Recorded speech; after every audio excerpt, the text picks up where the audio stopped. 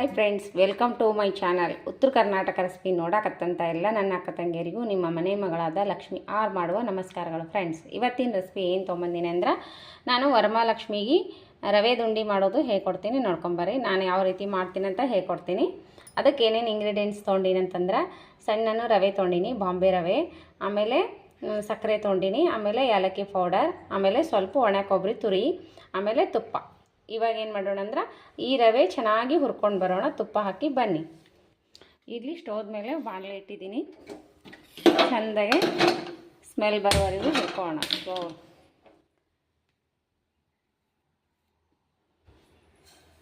ರವೆ ತುಪ್ಪ ಹಾಕಿಬಿಟ್ಟು ಹುರಿಯೋಣ.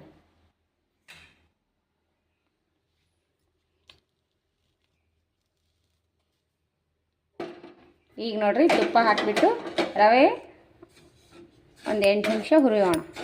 ಸ್ಮೆಲ್ ಬರಬೇಕು, ಘಮ ಅಂತ ಆ ತನಕ ಹುರಿಯೋಣ.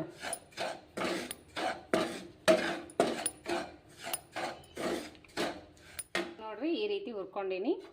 ಘಮ ಅಂತವ 8 ನಿಮಿಷ ಹುರ್ಕೊಂಡಿನಿ. ಇವಾಗ ಈ ರವೆ ಒಂದಕ್ಕೆ ತಕೊಂಡು ಬಿಡೋಣ.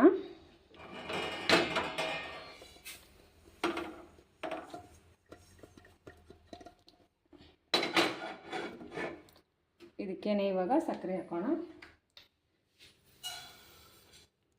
ಸಕ್ಕರೆ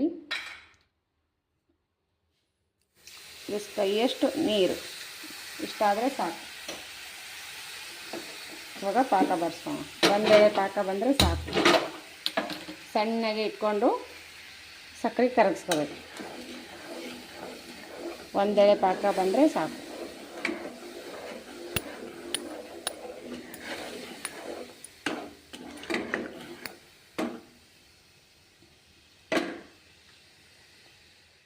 ನೋಡಿ, ಇವಾಗ ಪಾಕ ಬಂತು. ಇವಾಗ ನೋಡ್ಕೊಳ್ಳೋಣ, ಒಂದೆಳೆ ಪಾಕ ಬರಬೇಕು. ಇಲ್ಲಿ ನೋಡ್ರಿ,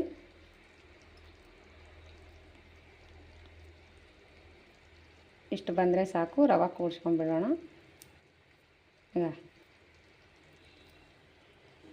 ಈಗ ರೀ ಕೂಡ್ಸ್ಕೊಂಡ್ಬಿಡೋಣ.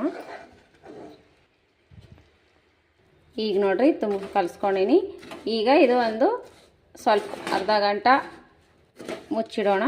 ನೋಡ್ರಿ, ಮುಚ್ಚಿಟ್ಕೊಂಡು ಏಲಕ್ಕಿ ಪೌಡ್ರ್ ಕಲಸಿ ಮುಚ್ಚಿಟ್ಬಿಡೋಣ. ಮುಚ್ಚಿಟ್ಟು ಸ್ವಲ್ಪ ತಣ್ಣಗಾದ್ಮೇಲೆ ಹುರ್ಕೋಣ. ಕೊಬ್ಬರಿ ಕಲಸಿ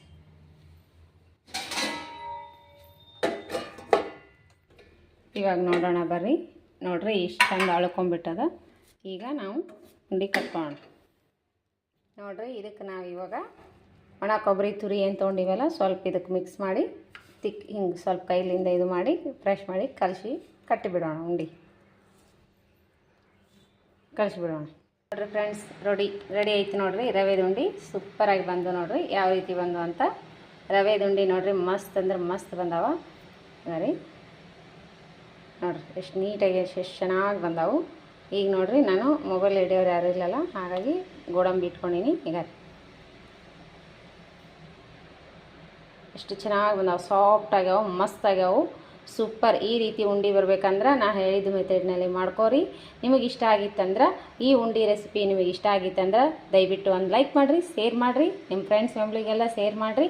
ನಿಮ್ಮ ಅನಿಸಿಕೆ ಅಭಿಪ್ರಾಯಗಳನ್ನು ಕಮೆಂಟ್ ಬಾಕ್ಸ್ನಲ್ಲಿ ತಿಳಿಸ್ರಿ. ಮತ್ತೆ ಮುಂದಿನ ರೆಸಿಪಿಯಲ್ಲಿ ಸಿಗೋಣ ಫ್ರೆಂಡ್ಸ್. ವರಮಹಾಲಕ್ಷ್ಮಿ ಹಬ್ಬಕ್ಕೆ ನಾನು ಉಂಡೆ, ಕರ್ಜಿಕಾಯಿ, ಚಕ್ಲಿ ಮಾಡ್ಕೊಂಡಿನಿ ರೀ. ಇನ್ನೂ ಅವಲಕ್ಕಿ ಮಾಡ್ಕೋಬೇಕು. ಈ ರೀತಿ ಉಂಡೆ ಸಿಂಪಲ್ಲಾಗಿ ಮಾಡ್ಕೊಂಡಿನಿ ನೋಡಿರಿ. ಸೂಪರ್ ಅನಿಸಿದ್ರೆ ಒಂದು ಲೈಕ್ ಮಾಡಿರಿ. ಮತ್ತೆ ಮುಂದಿನ ರೆಸಿಪಿಯಲ್ಲಿ ಸಿಗೋಣ ಫ್ರೆಂಡ್ಸ್. ನಮಸ್ಕಾರ. ಅಲ್ಲಿವರೆಗೂ ಬಾಯ್ ಬಾಯ್.